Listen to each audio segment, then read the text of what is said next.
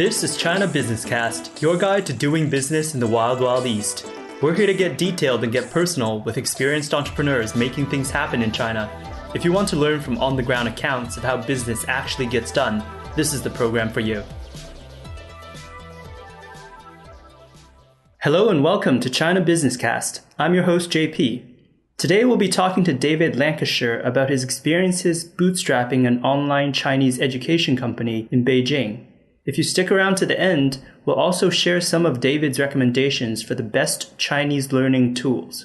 With that in mind, let's jump straight into it. Today's guest, David Lancashire, came to China in 2003. He's fluent in Chinese Mandarin and he's the founder of PopUp Chinese, an online language education company that teaches Chinese. His company is completely bootstrapped and it's profitable. Today, we're here to talk about bootstrapping a profitable online business in China in the competitive Chinese language learning market to boot. Welcome to the show, David. Thanks, JP. Okay, very glad to have you here today.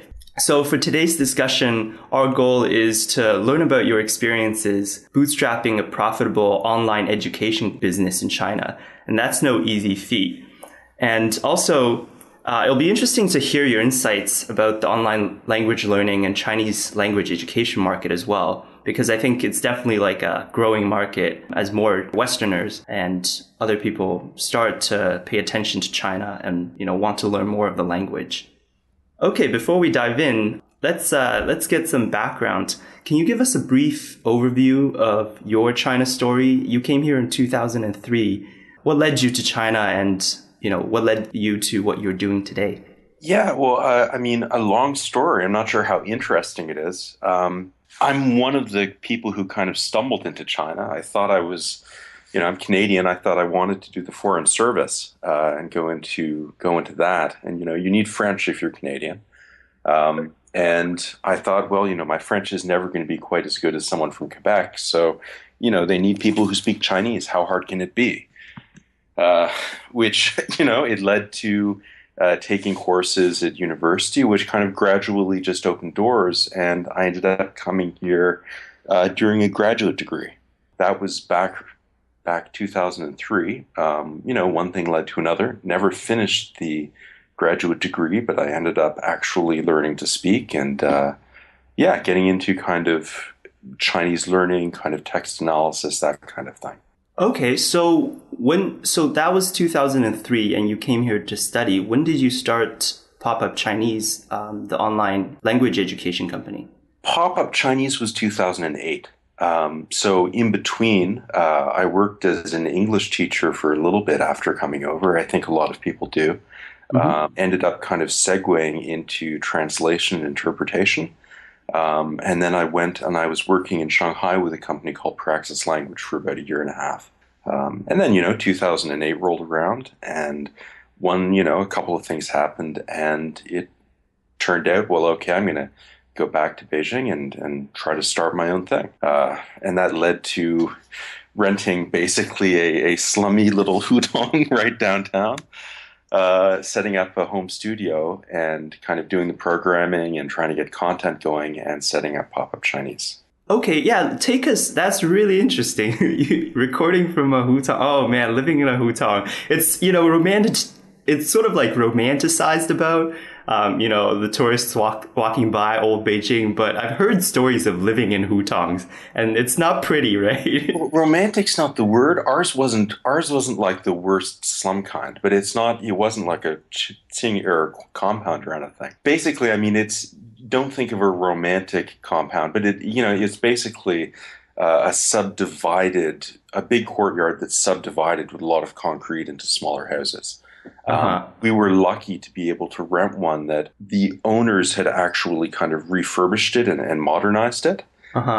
So, for instance, it had a toilet that we could use.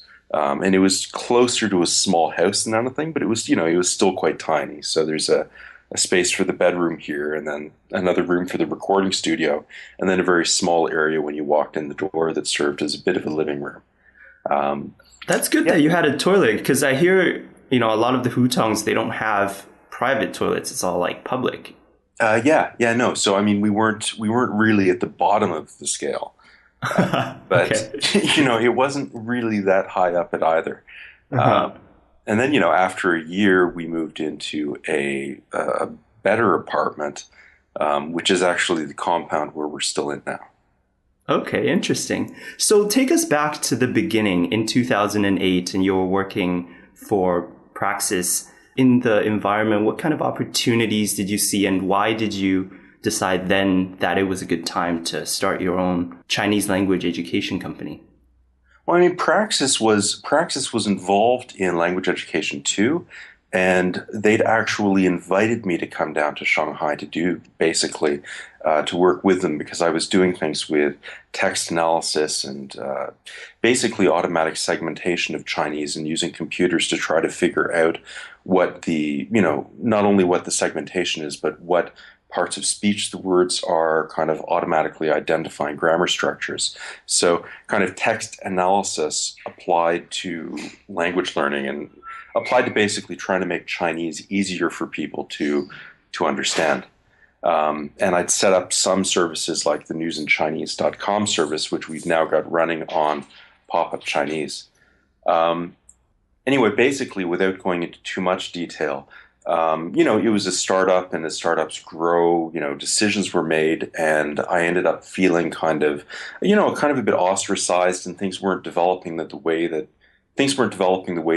I'd been told, and there was kind of a bit of general unhappiness, and it led me Uh-huh. to thinking, well, if you're in China, it's not really a traditional career. If the stuff you're doing has value, you can go out and do it on your own. And, so basically I picked up my bags and I said, well, I like Beijing. Why not go back to Beijing and see if you can kind of build something that's a bit closer to the kind of product that you would like, Cool. which is how PopUp Chinese got started. What is your the degree that you were studying? So you weren't just studying Chinese; you were studying more the technical side, I guess, very granular, specific stuff, right? I was actually working on kind of economics and political science. Oh, okay. Technically, it was telecommunications and railroad networks, and about how you get competition developing in those. So the question was, well, why are mobile phones and mobile kind of markets so inexpensive in China, whereas in the United States, which has free competition, why does there seem to be much less of that? So he was looking at that and taking a look at in telecom as well as railroads. Interesting. What was actually? I used to work in telecom, so this is kind of interesting to me. What was the, I guess, key takeaway from that? Well, I mean, the story, which I think is right, the setup is basically, if you look at China and what it's been doing in telecom, it's been trying to create these opportunities for rent seeking. There was the 1994 reorganization where they basically said, okay, we're going to have a landline company, have a mobile company, have China Sat, and they basically divided the market into these four different players, which are supposed to or were supposed to tackle, different verticals. And what happened basically is that competition emerged because the government structure in China was relatively decentralized. So China Telecom forced its way into mobile with its PHS service, and then Hmm. it forced its way into internet. China Unicom, the same sort of thing, China Mobile. So they couldn't really keep competition at bay, even though the government was trying. And then if you look at the United States, even though there is this kind of ethos of free competition, because the regulatory structure was relatively centralized, it was possible for people to kind of keep competition at bay. You know, Huh. Interesting. Okay. no, Let's it's out of left field, but I think a lot of people who end up here in China end up doing that. You meet people who do weird stuff, which is one of the nice things about being here. yeah. So everyone's got an interesting story. So let's segue back into the founding of PopUp Chinese. When you started, did you have the vision that it was going to be an online education company? I mean, at the time, online education must have been sort of at its infancy, right? Well, I mean, not really in the Chinese space. I mean, when we started, we knew exactly what we wanted to do. We knew exactly the kind of content that we wanted to produce and knew exactly what features we wanted the site to have. I mean, there are some things which have come along with time. For instance, we just introduced a video feature which we've been waiting on for a bit, and the problem is, China versus the US. Can you stream from YouTube? Can you stream from Yoku? Getting good response. The real growth in online Chinese learning happened in about 2006, 2007, and there was a ton of money that went into the market, VC funds. So as a company, we were actually kind of late to enter. So for us, it's actually the big struggle has not been with product development so much as getting visibility in places like search engines and other distribution channels. To give a case in point, it took us about 2.5 to 3 years before we were listed by Apple in the iTunes section for Chinese learning products. Interesting. So yeah. So let's talk about a bit more about the competitors that existed in the space. How did you compete with all of these VC funded companies, and did you have your own unique angle that you were pursuing? Well, I mean, in a way, we competed by being cheap and impossible to kill. When we started the company, literally invested 5K USD, which was, the money that we had. And that was, it was rent for the studio. It was buying some microphones. It was paying the voice actors who would come over. And then, it's your company, so you're kind of working for free and you're getting friends over and you're trying to get people involved. Tech-wise, I would be doing the programming and development myself. And so we didn't have those costs. In contrast, New Oriental, for instance, was at the time they were doing a Chinese product, and we actually approached them and said, look, why don't you just help us out? And they said, oh, don't be silly and don't enter the market because we're going to absolutely dominate it in 3 years. And it's, Schadenfreude it's wonderful. But, So they were working on an online product. Yeah, they were working on something called Target Chinese. They saw Chinese learning as something that they wanted to. They saw it, it was growing clearly. There was something there. And they said, well, okay, we're going to, we're online education in China, so we're going to dominate this. And, their solution was basically to throw money at it. So I think they were spending something like 60,000 US a month. And they did that for about 2 or 3 years. But it's the problem that most of the Chinese language learning products in China have. They're not interesting. They're put together by people who don't know how to teach and who don't know what actually is interesting about Chinese to people. I guess that's a good point because New Oriental is quite successful. It's one of the biggest companies in teaching English to Chinese people, right? But I guess the drill sergeant or however way of learning language that Chinese people are able to bear isn't quite the same cultural sort of learning style as Westerners learning Chinese. Is that the big problem? No, I mean, it's kind of like is the Chinese internet going to look like Google? I think that the Xindong Fang way, the kind of online learning that they do is actually horrible. And that as the market matures, they're going to face real problems online. I view it more as they're not facing serious competition yet because the environment isn't really good for a lot of independent Chinese developers. It's hard for an independent programmer to collect revenue. Copyright piracy makes it more difficult to launch content-centric businesses in China.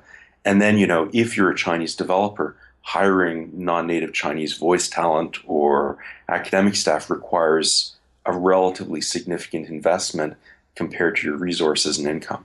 But I mean, I'm going to be really surprised if there's not an online learning alternative to Xindong Fang that really picks up in the next 10 years. And I mean, we've got ideas. With luck, we're going to get around and do them.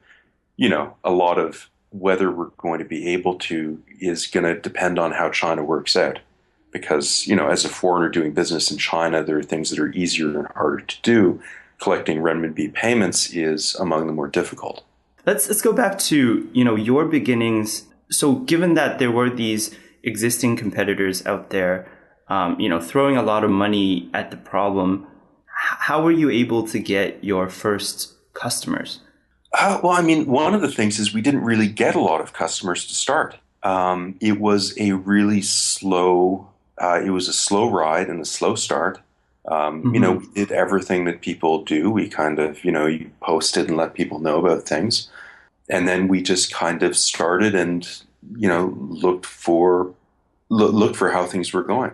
I guess before we go on, one thing that we didn't mention is maybe let's take a step back and talk a little bit about PopUp Chinese itself, because it's definitely, not your typical language learning sort of audio program. I've listened to a few episodes of the podcast, and it's just really interesting topics. How would you describe PopUp Chinese in terms of what kind of product it is? Well, I mean, at heart, it's the kind of thing that I wish I had back when I was starting. And I think Brendan would tell you the same thing. We focus very much on trying to make the language actually on featuring things that are interesting. We try to feature a lot more colloquial Chinese, a lot less of this formal Chinese. We have a different way of approaching difficulty. We get most of the grammar out by the elementary level. We focus a lot more on things like emotional tone and nuance, because people are trying to communicate emotion.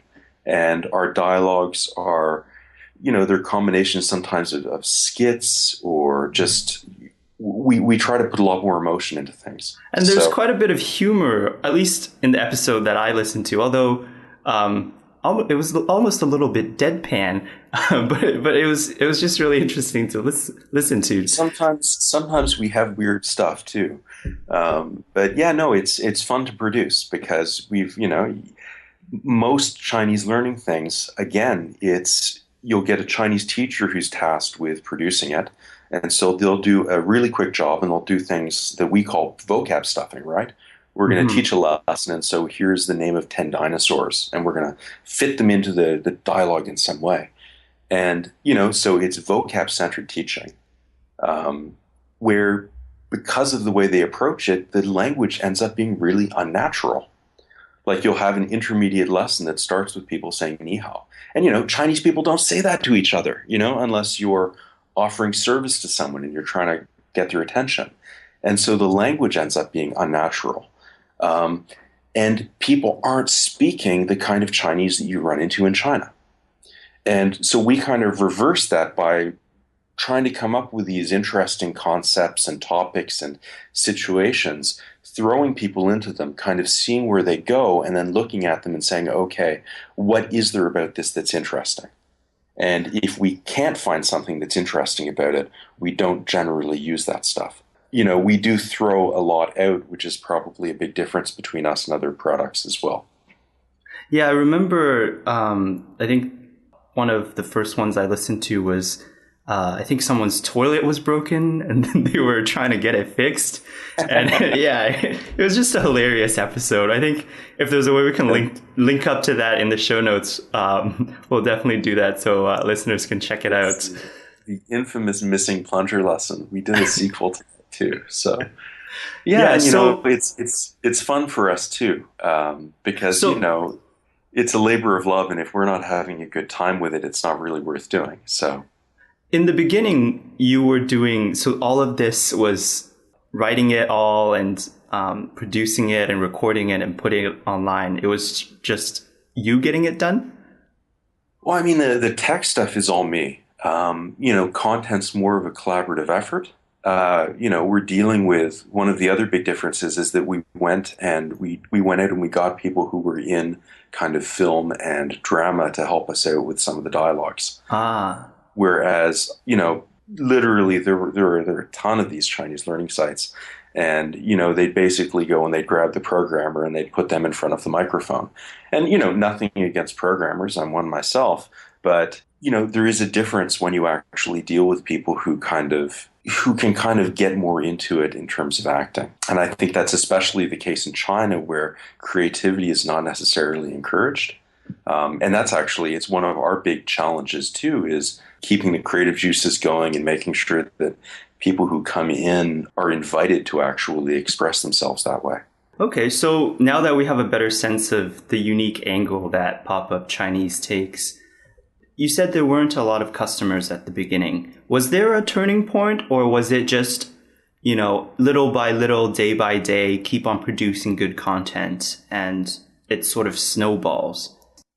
People say things like, they say, if you produce good content, people will talk about you online and you'll get, we've never noticed that. As far as things like SEO, in part because we're so late, we're still buried under pages and pages of spam, to the point that, if you search for learning Chinese, you're going to find a ton of stuff that no one uses. And then if you click down to page 4, page 5, there we are. That's a big frustration for us, because if we could get the kind of traction in search engines in Google that we have among foreign language learners in China, it would be worth quite a bit to us. What happened, I think, is that the stuff we were doing started appealing to people who were at a higher level of difficulty. And these were people who were, even if they didn't know it, they were irritated and kind of annoyed with the way most language learning products in Chinese infantilized them. The teacher is talking down to you, or it's year 4 or year 5, and you've still got a lesson about going to the Great Wall or having tea, or Chinese media, which projects an image for how foreigners should behave. You're in China to give people face and to be the polite foreigner that shows appreciation for Chinese culture. And whether it was kind of producing irreverent dialogues, or acknowledging political realities in the podcast, or just trying to have fun, I think we were a breath of fresh air to these people. And it meant at the upper level, thank God, people would actually recommend us to other upper level students. And so we began to get a bit of a cult following among people who actually already had pretty good Chinese. Their Chinese was already good. They weren't necessarily studying full time, but when it came to, just kind of looking for passive learning things, they'd listen to us and they'd enjoy us and they'd learn something from us. And so they'd start recommending us. So even though that never led to, Google, it helped us a bit with iTunes, because if people listen, you do kind of rise up the ranks there. That led to a kind of word of mouth dynamic that's continued today. And I'd say that's actually how we get most people finding us. I see. And is it accurate to say a good proportion of your listeners and customers are from sort of this more advanced group of Chinese students? Yeah, absolutely. A lot of that's marketing, though, in the sense that, if you think about the language learning market, it's this really big pyramid. So, the most students, the biggest and most lucrative market space is right there at the bottom, teaching people who don't know anything. Not only is that the biggest market segment by far, but it's also the people who are most comfortable paying because they're the most aware that they need help, or they're the most willing to pay because they've got the furthest to go.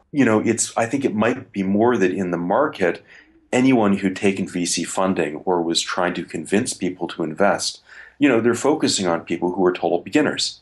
And they're contributing to this kind of infantilization of the learner, because the assumption is that if you're learning Chinese, you're an idiot. It helped us set ourselves apart. I wouldn't say that it's, a brilliant business move.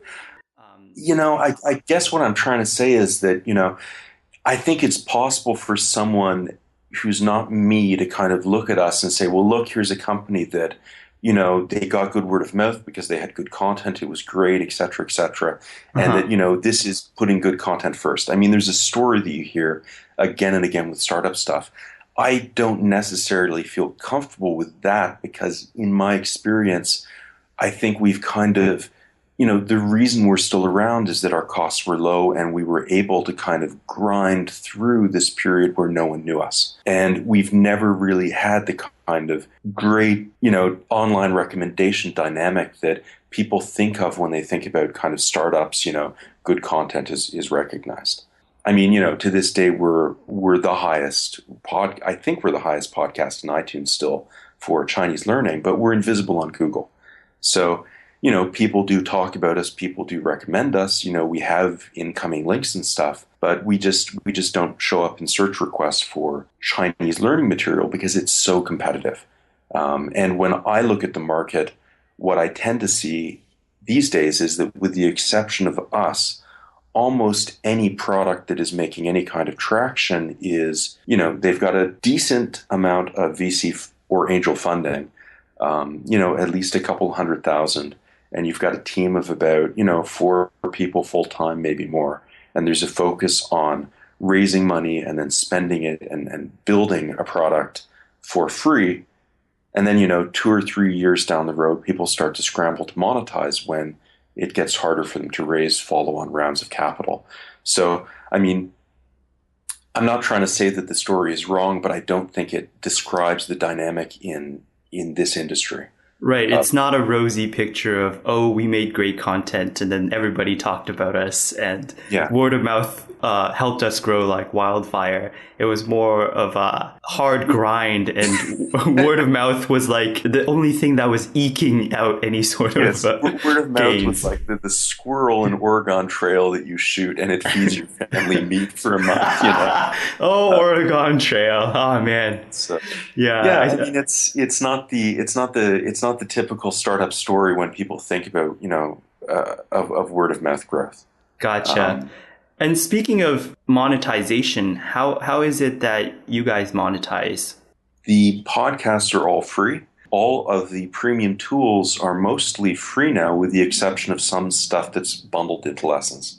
So we sell an annual subscription. We don't do the month-to-month stuff, and we don't do recurring billing.